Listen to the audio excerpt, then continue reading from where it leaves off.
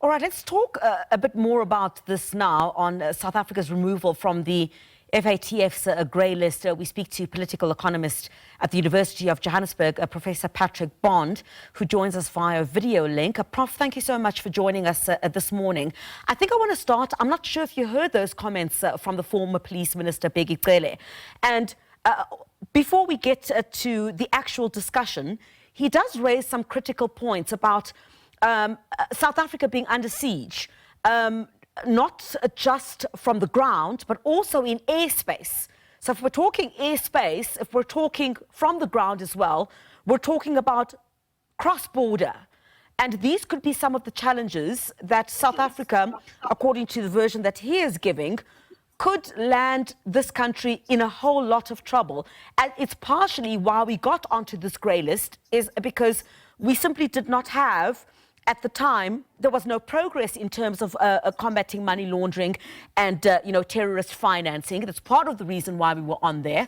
So these could be avenues. What he speaks of could be avenues to do exactly this kind of business, money laundering and terrorist financing. He speaks about the banking sector as well. Yeah, that's right. Thanks for having me, Griselda. I think the main thing is that you can rank our vulnerabilities, and you'd probably find transfer pricing by big corporates at the very top. Now, that's not drug money laundering. It's not terrorist financing, but it is a problem that I think Ishmael Mamomia from the Treasury was remarking on. There may be some policies, but implementation, especially of exchange controls, has been weak. And the police, we're now learning, is rife with corruption. The National Prosecuting Authority has been quite incompetent. We've seen lawyers and real estate agents using their vehicles, such as buying property in Camps Bay, as an opportunity to launder money for some of the richest people on the continent. So there are many problems that the 22 interventions were meant to address. And I don't think they've really done as good a job as is needed. And one example might be the 28 banks that have been fingered for their currency manipulation. So I don't think that Cele is incorrect by naming banks, because we know that the Competition Commission had to go after those banks, whereas the Treasury and the Reserve Bank were asleep at the wheel. A second case, obviously, the society knows that President Ramaphosa had lots of US dollars stuffed in a couch, and the South African Revenue Service and the Reserve Bank just nudge, wink, winked on that. And that's during the grey listing. So for some people who've had some friction in getting money in and out of the country, if they're exporters or importers, if they're getting some foreign revenues through their banks, we know that the last 2.5 years have been tougher than before. But I don't think tough enough, because I don't think, unfortunately, as Ishmael Mamomia said, we've solved the problem of a Treasury and a Reserve Bank that might have some laws on the books, but they're radically deregulating those laws. And I think that might be one of the basic problems. You get a little bit more regulation the last 2.5 years, but the broader context is one in which rich people are just taking their money away. Big corporations are doing what they will by mispricing, by transfer pricing, and getting money out of South Africa. This is a long-term bet against the country, even though, because the gold price, as Azar Jamin said, the gold price is high, so the currency's been strong. But I don't think big business, especially the white-owned companies, Anglo-American most recently, I don't think they see much of a future here. And I guess the delisting is good, but if we don't, sort out or deal with some of the issues that you raise, what could be the long-term effects of that? Well, I would worry about this long-term context. And if ending the grey list lets the big corporates and the banks think, oh, we're off the hook now and we won't have so much scrutiny, that could be bad, because you mix that with what Donald Trump's been doing. He got rid of the major legislative vehicle that has been trapping companies, the most important, Hitachi, which, according to the Foreign Corrupt Practices Act, FCPA, the prosecution of Hitachi bribed our ruling party, the African National Congress, in the ESCOM decision to give the Medupi and Kusile power plant contracts to Hitachi. And that was something that in the US, the Hitachi paid a fine for, but wasn't actually prosecuted, wasn't even on the Zondo Commission list for whatever reasons. Now, I would say that what Trump has done when he came in to get rid of the Foreign Corrupt Practices Act and then in July, the Treasury, the US Finance Ministry, has brought back a version of it. But that version only applies where there are US companies. And the beauty of that Foreign Corrupt Practices Act, which was put in after a spate of big corporate corruption scandals in the 1970s in the US, and the beauty of that was they could go after companies like Hitachi for bribing our politicians here. And that was, I think, quite important to retain. So we're seeing a general move around the world, especially led by the US, to be much slacker. And that's why I would say not just South Africa, but I haven't really seen improvement in Mozambique, Nigeria, and Burkina Faso when it comes to regulating. I think we're just in a broader an area where the public interest is being undermined by this sort of pro-corporate deregulatory agenda, and South Africa may not be a beneficiary at the end of the day if we get a lot of short-term inflows of capital, but the economy doesn't really improve. If we talk about delisting, then what would South Africa have been asked to do?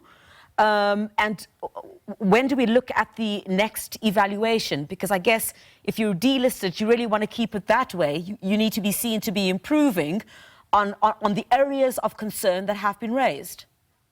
Yes, that's right. You remember state capture, and right through 2018, before the current SARS commissioner was appointed. Before that, SARS was being wrecked. McKinsey has a lot to do with that, the big consultancy. And then it took the Financial Action Task Force 5 years of warnings before, in February 2023, South Africa was put on this grey list, and friction was applied because of the notorious character of corporate crime. And PwC ranked South Africa in the 2010s #1 in the world for corporate, not for government, but corruption, but for corporate economic crime and fraud.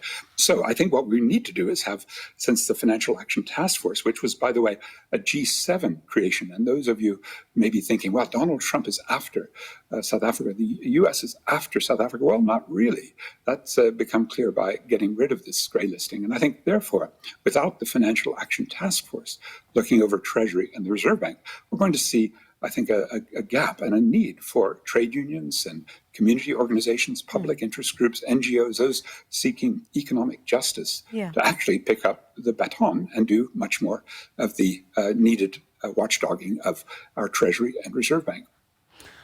I mean, look, from what we've heard from the KwaZulu-Natal Police Commissioner, Nhlanhla Mkhwanazi, I mean, claims of corruption in the police, we've heard lots of that.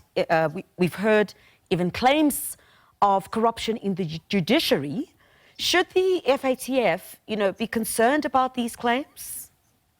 Yes, it is very surprising, isn't it, that one of the major problems was SAPS just never getting its act together on investigating, and the NPA being terribly weak on prosecuting. So that's why the Competition Commission had sort of stood in to look at the currency manipulation scandal.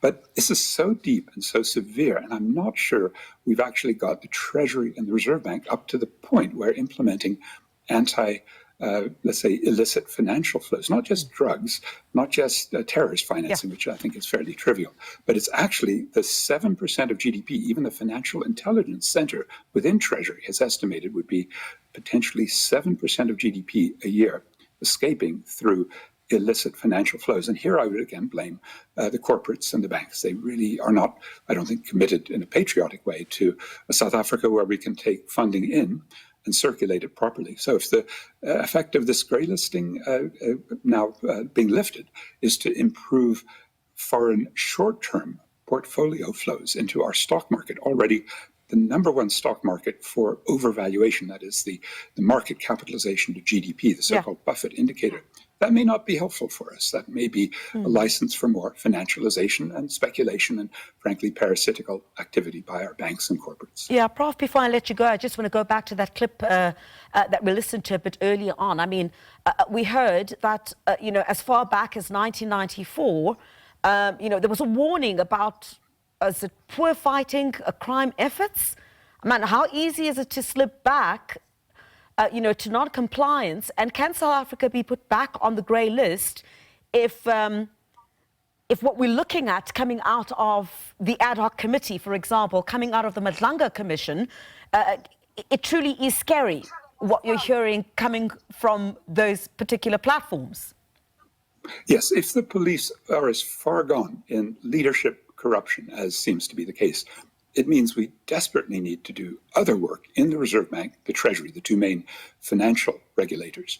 And that means, I think, reconsidering the deregulation, because the former Minister Pele was correct that in 1994, when there were already exchange controls, the ability of white capital to move its money out, fearing the democracy. But secondly, that then, unfortunately, we had about 35 deregulations of exchange control. So I think if you wanted a lower interest rate, more financial stability, and less of this illicit financial flows, we should probably all demand higher levels of exchange controls, both tightening the controls and better implementation.